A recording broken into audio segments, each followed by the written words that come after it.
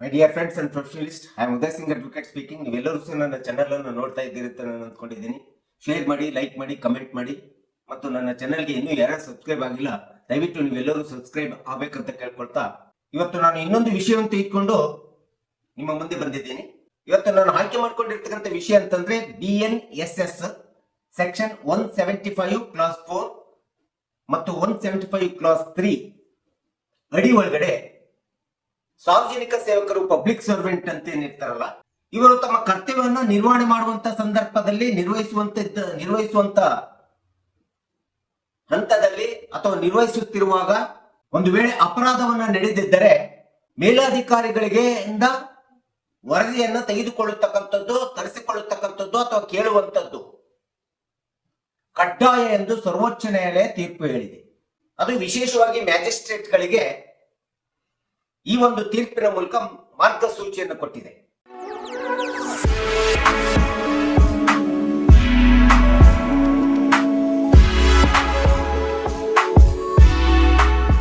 So ಈ video ಮೂಲಕ ಅಂತ ಒಂದು ಸರ್ವೋಚ್ಚ ನ್ಯಾಯಾಲಯ BNSS ಸೆಕ್ಷನ್ 175 ಕ್ಲಾಸ್ 4 ಮತ್ತು 175 ಕ್ಲಾಸ್ 3 ಈ ಎರಡು ಸೆಕ್ಷನ್ ಬಗ್ಗೆ ಮ್ಯಾಜಿಸ್ಟ್ರೇಟ್ಗಳಿಗೆ ಒಂದು ವೇಳೆ ಸಾರ್ವಜನಿಕ ಅಧಿಕಾರಿಗಳಿರ್ಬೋದು ಅಥವಾ ಸಾರ್ವಜನಿಕ ಸೇವಕರು ಕರ್ತವ್ಯದಲ್ಲಿದ್ದಂತ ಸಂದರ್ಭದಲ್ಲಿ ಒಂದು ವೇಳೆ ಅಪರಾಧವನ್ನು ಎಸಗಿದ್ದರೆ ಅಂತ ಒಂದು ಅಪರಾಧಕ್ಕೆ ಸಂಬಂಧಪಟ್ಟಂತೆ ಆ ಸಂಬಂಧಪಟ್ಟ ಮೇಲಧಿಕಾರಿಗಳ ಸಕ್ಷಮ ಅಧಿಕಾರಿಗಳ ವರದಿಯನ್ನು ತರಿಸ್ಕೋಬೇಕೆಂಬತಕ್ಕಂತ ಒಂದು ಸ್ಪಷ್ಟವಾದಂತ ಸರ್ವೋಚ್ಚ ನ್ಯಾಯಾಲಯದ ತೀರ್ಪು ಮ್ಯಾಜಿಸ್ಟ್ರೇಟ್ಗಳಿಗೆ ಮಾರ್ಗಸೂಚಿ ಕೊಟ್ಟಿರ್ತಕ್ಕಂಥದ್ದನ್ನ ಒಂದು ಪ್ರಕರಣದಲ್ಲಿ ನಾವು ಈ ಒಂದು ವಿಡಿಯೋ ಮೂಲಕ ತಿಳ್ಕೊಳ್ಳಿಕ್ಕೆ ಪ್ರಯತ್ನ ಮಾಡೋಣ. ಸೊ ಇಂತ ಒಂದು ಪ್ರಕರಣ ನಡೆದಿರ್ತಕ್ಕಂಥದ್ದು, ಪ್ರಕರಣ ಅಂತಂದ್ರೆ ಆ ಯಾವ ಪ್ರಕರಣ ಅಂತೇಳಿ ನಾವು ನೋಡ್ತಾ ಹೋದಾಗ ಪ್ರಿಯಾಂಕಾ ಶ್ರೀವಾಸ್ತವ ವರ್ಸಸ್ ಉತ್ತರ ಪ್ರದೇಶ್ ಈ ಪ್ರಕರಣ ವಿಚಾರಣೆ ನಡೆದು ಈ ಪ್ರಕರಣ ಅನೌನ್ಸ್ ಮಾಡಿರ್ತಕ್ಕಂಥದ್ದು ಸುಪ್ರೀಂ ಕೋರ್ಟ್ 27/1/2026 ದಿನಾಂಕದಂದು. ಯಾವುದೇ ಸಾರ್ವಜನಿಕ ಸೇವಕರು ತಾವು ಕರ್ತವ್ಯದಲ್ಲಿದ್ದಂತ ಸಂದರ್ಭದಲ್ಲಿ ಒಂದು ವೇಳೆ ಏನಾದ್ರೂ ಅಪರಾಧ ಮಾಡಿದ್ದಾರೆ ಅಂತಂದ್ರೆ BNSS ಸೆಕ್ಷನ್ 175 ಕ್ಲಾಸ್ 4 ಪ್ರಕಾರ ಸಂಬಂಧಪಟ್ಟಂತ ಮ್ಯಾಜಿಸ್ಟ್ರೇಟ್, JMFC ಮ್ಯಾಜಿಸ್ಟ್ರೇಟ್ ಗಳು ಆ ಒಂದು ಸಾರ್ವಜನಿಕ ಸೇವಕನ ಸಕ್ಷಮ ಮೇಲಾಧಿಕಾರಿಗಳೇನಿರ್ತಾರೆ ಆ ಮೇಲಾಧಿಕಾರಿಗಳಿಂದ ವರದಿಯನ್ನು ತರಿಸಿಕೊಳ್ಳತಕ್ಕಂಥದ್ದು ತುಂಬಾ ಅವಶ್ಯಕತೆ and it is N mandatory ಅಂತೇಳಿ ಸುಪ್ರೀಂ ಕೋರ್ಟ್ ಈ ಒಂದು ಪ್ರಕರಣದ ತೀರ್ಪಿನಲ್ಲಿ ಹೇಳಿದೆ. ಇಂಥದ್ದೊಂದು ತೀರ್ಪನ್ನು ಕೊಟ್ಟಿರ್ತಕ್ಕಂಥದ್ದು ಸರ್ವೋಚ್ಚ ನ್ಯಾಯಾಲಯದ ನ್ಯಾಯಮೂರ್ತಿಗಳಾಗಿರ್ತಕ್ಕಂಥ ದೀಪಂಕರ್ ದತ್ ಮತ್ತು ಮನಮೋಹನ್ ಅವರಿದ್ದ ವಿಭಾಗೀಯ ಪೀಠ ಈ ಒಂದು ಮಹತ್ವದ ತೀರ್ಪನ್ನು ಹೇಳಿದೆ. ಈ ಪ್ರಕರಣದ ಹಿನ್ನೆಲೆಯನ್ನು ನೋಡ್ತಾ ಹೋದ್ರೆ ಈ ಮೇಲಿನ ನ್ಯಾಯಪೀಠ ಒಂದು ಆಸ್ತಿಯ ವಿವಾದವನ್ನ ವಾದವನ್ನು ಆಲಿಸುತ್ತಿದ್ದಂತ ಸಂದರ್ಭದಲ್ಲಿ ಒಂದು ಕಂಪ್ಲೇಂಟ್ ಒಬ್ಬ ಮಹಿಳೆ ಕಂಪ್ಲೇಂಟ್ ಅನ್ನ ಕೊಡ್ತಾಳೆ. ಆ ಕಂಪ್ಲೇಂಟ್ ಏನಂತಂದ್ರೆ, ಪೊಲೀಸ್ ಸಿಬ್ಬಂದಿಗಳು ನನ್ನ ಮೇಲೆ 3 ಬಾರಿ ಲೈಂಗಿಕ ದೌರ್ಜನ್ಯವನ್ನು ಮಾಡಿದ್ದಾರೆ ಅಂತ ಹೇಳ್ಬಿಟ್ಟು ಈ ಮೇಲಿನ ಪ್ರಕರಣಕ್ಕೆ ಸಂಬಂಧಿಸಿದಂತ ಮಹಿಳೆ ಇಂಥ ಒಂದು ದೂರನ್ನು ಪೊಲೀಸ್ ಸಿಬ್ಬಂದಿ ವಿರುದ್ಧ ಕೊಡ್ತಾರೆ. ಅದು ನೇರವಾಗಿ ಮ್ಯಾಜಿಸ್ಟ್ರೇಟ್ಗೆ ಈ ಒಂದು ಕಂಪ್ಲೇಂಟ್ ಕೊಡ್ತಾರೆ. ಸೊ ಇಂಥ ಒಂದು ಪೊಲೀಸರು ಆ ಮಹಿಳೆ ಮಾಡಿರ್ತಕ್ಕಂಥ ಆರೋಪವನ್ನ ಸುಳ್ಳು ಅಂತ ಹೇಳ್ಬಿಟ್ಟು ಸಂಬಂಧಪಟ್ಟಂತ ಮ್ಯಾಜಿಸ್ಟ್ರೇಟ್ ನ್ಯಾಯಾಲಯಕ್ಕೆ ವರದಿಯನ್ನ ಕೊಡ್ತಾರೆ. ಇಂಥ ಒಂದು ವರದಿಯನ್ನ ಕೊಟ್ಟದ್ದನ್ನ ಕಂಡುಬಿಟ್ಟು ಆ ಮಹಿಳೆ BNSS ಸೆಕ್ಷನ್ 210 ಮತ್ತು ಸೆಕ್ಷನ್ 175 ಈ ಎರಡನ್ನ ರೆಫರ್ ಮಾಡಿ ಸಂಬಂಧಪಟ್ಟಂತ ಮ್ಯಾಜಿಸ್ಟ್ರೇಟ್ಗೆ FIR ಅನ್ನು ದಾಖಲು ಆದೇಶಿಸಬೇಕಂತೇಳಿ ಪ್ರಾರ್ಥನೆಯನ್ನು ಮಾಡ್ತಾರೆ JMFC ಕೋರ್ಟ್ ನಲ್ಲಿ. ಸೊ ಈ ರೀತಿಯಾದಂತ ದಾಖಲಾದಂತ ಒಂದು ಕಂಪ್ಲೇಂಟ್ ಅನ್ನ ಸಂಬಂಧಪಟ್ಟಂತ JMFC ಮ್ಯಾಜಿಸ್ಟ್ರೇಟ್ಗಳು BNSS ಸೆಕ್ಷನ್ 175 ಕ್ಲಾಸ್ 4 ಅನ್ನು ಅಪ್ಲೈ ಮಾಡಿಬಿಟ್ಟು ಆ ಒಂದು ಪೊಲೀಸ್ ಸಿಬ್ಬಂದಿಯ ಸಕ್ಷಮ ಮೇಲಾಧಿಕಾರಿಗಳಿಗೆ ವರದಿಯನ್ನು ಕಳಿಸ್ಕೊಡ್ಬೇಕಂತೇಳಿ ಕೇಳ್ತಾರೆ. ಸೊ ಹೀಗೆ ವರದಿಯನ್ನ ಕೇಳಿದಂತ JMFC ಮ್ಯಾಜಿಸ್ಟ್ರೇಟ್ಗಳು JMFC ಕೋರ್ಟ್ ನಲ್ಲಿ ಈ ದೂರು ಪೆಂಡೆನ್ಸಿ ಆಫ್ ದ ಪ್ರೊಸೀಡಿಂಗ್ಸ್ ಇರುವಂತ ಸಂದರ್ಭದಲ್ಲಿ, ನ್ಯಾಯಾಲಯದ ಪ್ರಕ್ರಿಯೆ ಬಾಕಿ ಇರುವಂತ ಹಂತದಲ್ಲೇ ಆ ಮಹಿಳೆ, ದೂರುದಾರ ಮಹಿಳೆ ಕೇರಳ ಹೈಕೋರ್ಟಿನಲ್ಲಿ ಒಂದು ರಿಟ್ ಪಿಟಿಷನ್ ಅನ್ನು ಹಾಕ್ತಾರೆ. ಕಾನ್ಸ್ಟಿಟ್ಯೂಷನಲ್ ಆರ್ಟಿಕಲ್ 226 ಪ್ರಕಾರ ಒಂದು ರಿಟ್ ಪಿಟಿಷನ್ ಅನ್ನು ಫೈಲ್ ಮಾಡ್ತಾರೆ.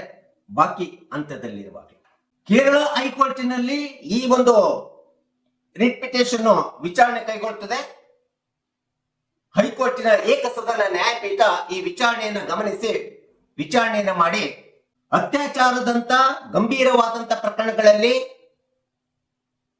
175 ಕ್ಲಾಸ್ 4 BNSS ಪ್ರಕಾರ ಆರೋಪಿತನ ವಿರುದ್ಧ ಯಾವುದೇ ವಿಧವಾದಂತ ಮೇಲಾಧಿಕಾರಿಗಳ ಸಕ್ಷಮ ಅಧಿಕಾರಿಗಳ ವರದಿ ಅವಶ್ಯಕತೆ ಇಲ್ಲ.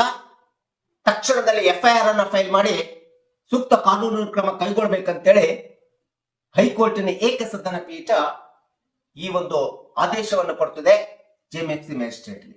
ಸೊ ಇಂಥ ಸಂದರ್ಭದಲ್ಲಿ ಈ ಪ್ರಕರಣ ಮತ್ತೆ ಪುನಃ ಹೈಕೋರ್ಟಿನ ವಿಭಾಗೀಯ ಪೀಠಕ್ಕೆ ಹೋಗ್ತದೆ, ಪ್ರಕರಣ ದಾಖಲಾಗ್ತದೆ. ವಿಭಾಗೀಯ ಪೀಠ ಏಕಸದನ ನ್ಯಾಯಪೀಠ ಕೊಟ್ಟಿರ್ತಕ್ಕಂಥ ತೀರ್ಪನ್ನ ರದ್ದುಗೊಳಿಸಿಬಿಟ್ಟು ಅದು ತನ್ನದೇ ಆದಂತ ತೀರ್ಪನ್ನ ಈ ಪ್ರಕರಣದಲ್ಲಿ ಹೇಳ್ತದೆ. ಅದೇನಂತಂದ್ರೆ JMFC ಕೋರ್ಟ್ ಒಳಗಡೆ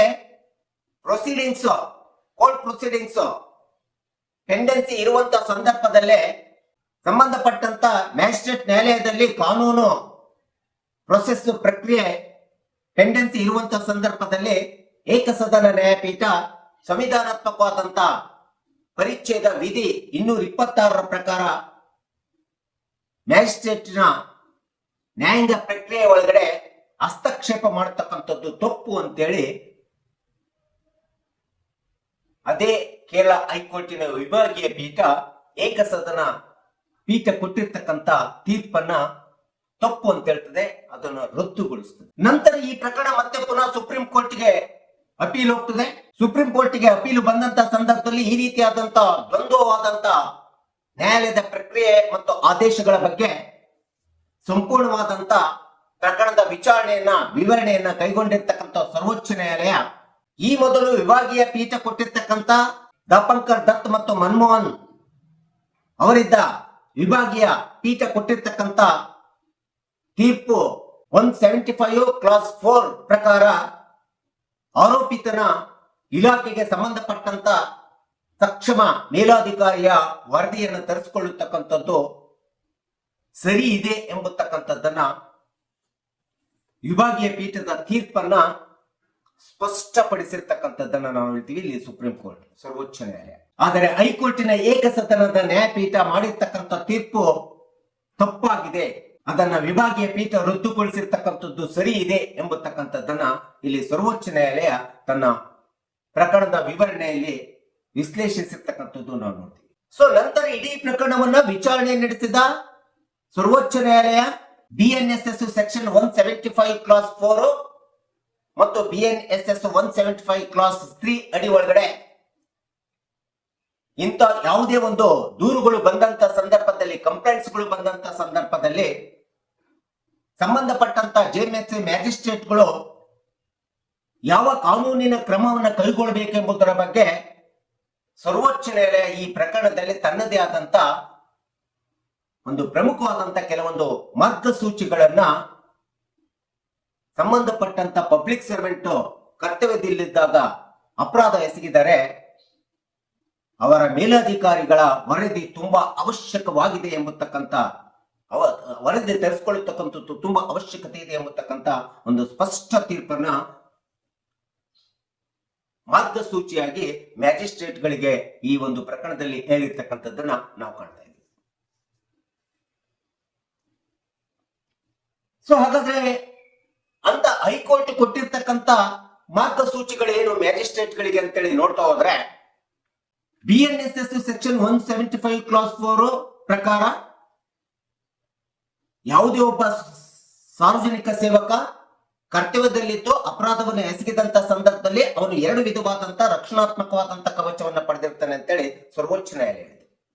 ಮೊಟ್ಟ ಮೊದಲನೆಯ ಒಂದು ರಕ್ಷಣಾ ಕವಚ ಅಂತಂದ್ರೆ ಇಂಥ ಒಂದು ಪ್ರಕರಣ ತನಿಖಾ ಹಂತದಲ್ಲಿದ್ದಂತ ಸಂದರ್ಭದೊಳಗಡೆ ಆ ಒಂದು ಆರೋಪಿತನ ಮೇಲಧಿಕಾರಿಗಳ ವರದಿ ತರಿಸಿಕೊಳ್ಳತಕ್ಕಂಥದ್ದು ತುಂಬಾ ಅವಶ್ಯಕತೆ ಮತ್ತು ಅಂತ ಆರೋಪಿತನಿಗೆ ತನ್ನ ವಾದವನ್ನ ಮಂಡನೆ ಮಾಡಲಿಕ್ಕೆ ಮುಕ್ತ ಅವಕಾಶವನ್ನು ಕೊಡಬೇಕಂತೇಳಿ ಸೆಕ್ಷನ್ BNSS 175 ಕ್ಲಾಸ್ 4 ಹೇಳ್ತಿದೆ ಅಂತೇಳಿ ಮೊಟ್ಟ ಮೊದಲನೇ ಮಾರ್ಗಸೂಚಿಯನ್ನು ಹೇಳಿದೆ. ಇನ್ನ ಎರಡನೇ ಅಂತಂದ್ರೆ ಚಾರ್ಜ್ ಶೀಟ್ ಅನ್ನ ಸ್ವೀಕರಿಸುವಂತ ಸಂದರ್ಭದೊಳಗಡೆ ಸ್ಯಾಂಕ್ಷನಿಂಗ್ ಕೇಳತಕ್ಕಂಥದ್ದು, JMSC ಮ್ಯಾಜಿಸ್ಟ್ರೇಟ್ಗಳು ಸ್ಯಾಂಕ್ಷನಿಂಗ್ ಕೇಳತಕ್ಕಂಥದ್ದು, ಪರ್ಮಿಷನ್ ಕೇಳತಕ್ಕಂಥದ್ದು ತುಂಬಾ ಅವಶ್ಯಕತೆ ಇದೆ. ಅದು ವಿಶೇಷವಾಗಿ BNSS ಸೆಕ್ಷನ್ 218 ಅಡಿ ಒಳಗಡೆ. Unless the sanctioning of the JMSC magistrate court, the charge sheet it never be come.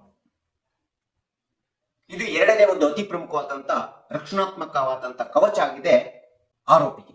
ಇನ್ನು ಒಂದು ವೇಳೆ ಸಾರ್ವಜನಿಕ ಸೇವಕ ಪಬ್ಲಿಕ್ ಸರ್ವೆಂಟ್ ಕರ್ತವ್ಯದಲ್ಲಿದ್ದಾಗ ಇಂಥ ಒಂದು ಕಂಪ್ಲೇಂಟ್ ದೂರುಗಳು ಬಂದಂತ ಸಂದರ್ಭದಲ್ಲಿ ಅಂತ ಒಂದು ದೂರು ನಿರಾಧಾರವಾಗಿದೆ, ಅಸಂಭವನೀಯವಾಗಿದೆ, ವಿವೇಚನೆಗೆ ಅಪರಾಧ ಆಗಿದೆ ಅಂತೇಳಿ ಕಂಡು ಬರ್ಲಿಕ್ಕೆ ಸಾಧ್ಯವಿಲ್ಲ ಅಂತೇಳಿ ಕಂಡು ಬಂದಂತ ಸಂದರ್ಭದಲ್ಲಿ ಸಂಬಂಧಪಟ್ಟಂತ JMSC ಮ್ಯಾಜಿಸ್ಟ್ರೇಟ್ಗಳು ಅಂತ ಒಂದು ದೂರನ್ನ ತಿರಸ್ಕರಿಸುವಂತ ಅಧಿಕಾರವನ್ನು ಹೊಂದಿದೆ ಅಂತೇಳಿ ಹೇಳಿದೆ. ಆದರೆ ಈ ರೀತಿಯಾದಂತ ದೂರುಗಳನ್ನ ತಿರಸ್ಕರಿಸುವುದಕ್ಕಿಂತ ಮುಂಚಿತವಾಗಿ ಅದನ್ನ ಮನ ಬಂದಂತೆ ತಿರಸ್ಕರಿಸಬಾರದು, ತಮ್ಮ ಇಚ್ಛೆಗೆ ಬಂದಂತೆ ತಿರಸ್ಕರಿಸಬಾರದು.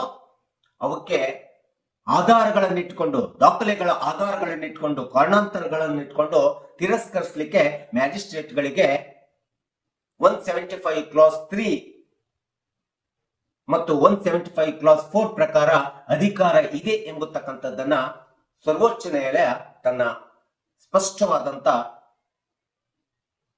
ವಿವರಣೆಯನ್ನ, ತೀರ್ಪನ್ನ ಕೊಟ್ಟಿದೆ. ಯಾವಾಗ ಮೇಲಧಿಕಾರಿಗಳಿಗೆ ಸಂಬಂಧಪಟ್ಟಂತ ಮೇಲಧಿಕಾರಿಗಳಿಗೆ ಆರೋಪಿತನ ವಿರುದ್ಧ ಸಕ್ಷಮ ಅಧಿಕಾರಿಗಳಲ್ಲಿ ವರದಿಯನ್ನ ಕೇಳಿದ್ರು ಸಹ ಆ ಸಂಬಂಧಪಟ್ಟಂತ ಇಲಾಖಾ ಅಧಿಕಾರಿ ಯಾವುದೇ ವಿಧವಾದಂತವನ್ನು ವರದಿ ಕೊಡದೆ ತಿರಸ್ಕಾರ ಮನೋಭಾವನೆಯಿಂದಿದ್ದು ಅಥವಾ ನೆಗ್ಲಿಜೆನ್ಸ್ ಅನ್ನ ಮಾಡಿದಂತ ಸಂದರ್ಭದಲ್ಲಿ ಏನು ಮಾಡ್ಬೇಕಂತೇಳಿ ಪ್ರಶ್ನೆ ಬಂದಾಗ ಮ್ಯಾಜಿಸ್ಟ್ರೇಟ್ಗಳು BNSS ಸೆಕ್ಷನ್ 175 ಕ್ಲಾಸ್ A ಮತ್ತು BNSS ಸೆಕ್ಷನ್ 175 ಕ್ಲಾಸ್ 4 ಅಲ್ಲಿ B ಈ ಎರಡನ್ನ ಹೊಂದಾಣಿಕೆ ಮಾಡಿಬಿಟ್ಟು BNSS ಸೆಕ್ಷನ್ 173 ಕ್ಲಾಸ್ 3 ಅಡಿ ಒಳಗಡೆ ಆರೋಪಿತನ ವಾದ ದಾಖಲೆಗಳು ಇದ್ದರೆ, ವಾದಿಸಿದಂತ ವಾದ ಮಾಡಿದಂತ ದಾಖಲೆಗಳಿದ್ರೆ ಪ್ರಮಾಣೀಕರಿಸಿಬಿಟ್ಟು ಮುಂದಿನ ಕಾನೂನು ಕ್ರಮಕ್ಕೆ ಜರುಗಿಸಬೇಕು ಮತ್ತೆ ಮುಂದಿನ ಕಾನೂನು ಸೂಕ್ತ ಕ್ರಮವನ್ನು ಕೈಗೊಳ್ಳಬಹುದು ಅಂತೇಳಿ ಸುಪ್ರೀಂ ಕೋರ್ಟ್ ತನ್ನ ವಿವರಣೆಯಲ್ಲಿ ಹೇಳಿರ್ತಕ್ಕಂಥದ್ದು ನಾವು ನೋಡ್ತೀವಿ.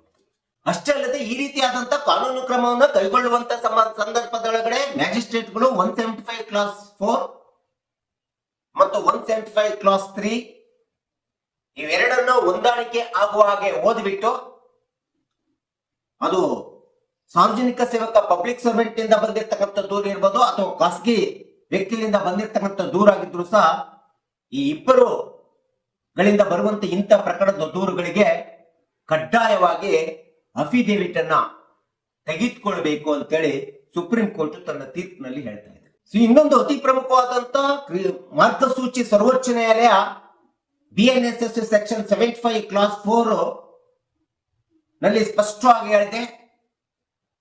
ಈ ಒಂದು ಸೆಕ್ಷನ್ ಒಳಗಡೆ ಎರಡು ಕ್ರಿಯಾಪದಗಳನ್ನ ಅನುಸರಿಸಲಾಗಿದೆ. ಆ ಎರಡು ಕ್ರಿಯಾಪದಗಳಂತಂದ್ರೆ ಒಂದು ಶೆಲ್ ಅಂತೇಳಿ ಬರ್ತದೆ, ಇನ್ನೊಂದು ಮೇ ಅಂತೇಳಿ ಬರ್ತದೆ. ಶೆಲ್ ಎಂಬತಕ್ಕಂಥದ್ದು ಕಾನೂನು ಕ್ರಮ ಜರುಗಿಸಲಿಕ್ಕೆ ಇರತಕ್ಕಂಥ ಸಂಪೂರ್ಣ ಹಕ್ಕನ್ನು ಕೊಡುವಂತ ಪದ ಆಗಿದೆ. ಆದ್ರೆ ಮೇ ಎಂಬತಕ್ಕಂಥದ್ದು ಇದು ಸಹಾಯಕವಾದಂತ ಕ್ರಿಯಾಪದವಾಗಿದೆ.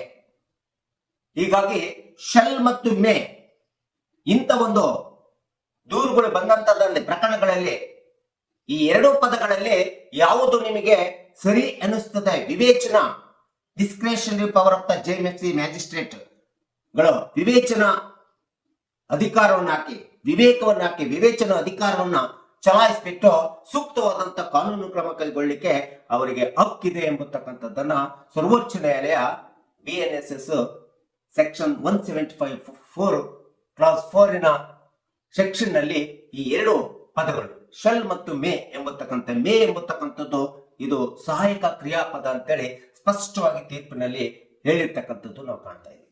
ಹೀಗಾಗಿ ಈ Priyanka Srivastava versus Uttar Pradesh BNSS section 175(4) ಮತ್ತು 175(3) ಕ್ಲಾಸ್ ಅಡಿಯಲ್ಲಿ ಬಂದಿರತಕ್ಕಂತ ಪ್ರಕರಣವನ್ನ ಸಂಪೂರ್ಣವಾದಂತ ವಿಚಾರಣೆ ಕೈಗೊಂಡು ಅದಕ್ಕೆ ಸೂಕ್ತವಾದಂತ ದ್ವಂದ್ವವಾದಂತ ಏಕ ನ್ಯಾಯಾಂಗೀಯ ಪೀಠ ಮತ್ತು ವಿಭಾಗೀಯ ನ್ಯಾಯಾಂಗೀಯ ಪೀಠ ಕೊಟ್ಟಿರ್ತಕ್ಕಂಥ ಆದೇಶವನ್ನ ಸ್ಪಷ್ಟವಾಗಿ ವಿವರಿಸಿ ವಿಚಾರಣೆ ಮಾಡಿ ನಂತರದಲ್ಲಿ ಸಂಬಂಧಪಟ್ಟಂತ JMFC ಮ್ಯಾಜಿಸ್ಟ್ರೇಟ್ಗೆ ಆದೇಶವನ್ನ ಮಾಡುತ್ತದೆ, ಮಾರ್ಗಸೂಚಿಯನ್ನು ಕೊಡ್ತದೆ ಮತ್ತು ಪ್ರಕರಣವನ್ನ ವರ್ಗಾವಣೆ ಮಾಡುತ್ತದೆ, ಆದೇಶಿಸುತ್ತದೆ. ಯಾವುದೇ ಸಾರ್ವಜನಿಕ ಸೇವಕರು ಪಬ್ಲಿಕ್ ಸರ್ವೆಂಟ್ ಎಂಬತಕ್ಕಂಥವ್ರು ತಾವು ಕರ್ತವ್ಯ ನಿರ್ವಹಿಸುವಂತ ಸಂದರ್ಭದೊಳಗಡೆ ಒಂದು ವೇಳೆ ಏನಾದರೂ ಅಪರಾಧ ಮಾಡಿದ್ದಾರೆ ಅಂದ್ರೆ ಅಂತ ಒಂದು ಅಪರಾಧಕ್ಕೆ ಸಂಬಂಧಪಟ್ಟಂತೆ ಆರೋಪಿತನ ಸಂಬಂಧಪಟ್ಟ ಸಕ್ಷಮ ಮೇಲಾಧಿಕಾರಿಗಳಿಂದ ವರದಿ ತರಿಸಿಕೊಳ್ಳತಕ್ಕಂಥದ್ದು ತುಂಬಾ ಅವಶ್ಯಕತೆ and it is N mandatory ಎಂಬತಕ್ಕಂಥ ಒಂದು ಮಾರ್ಗಸೂಚಿ ತೀರ್ಪನ್ನ ನಿರ್ದೇಶನವನ್ನ ಸಂಬಂಧಪಟ್ಟಂತ JMFC ಮ್ಯಾಜಿಸ್ಟ್ರೇಟ್ಗಳಿಗೆ ಈ ಪ್ರಕರಣದಲ್ಲಿ ಕೊಟ್ಟಿರ್ತಕ್ಕಂಥದ್ದನ್ನ ನಾವಿಲ್ಲಿ ಕಾಣ್ತಾ ಇದ್ದೀವಿ. It is one of the landmark judgment ಅಂತೇಳಿ ನಾವು ಹೇಳಬೇಕಾಗುತ್ತೆ.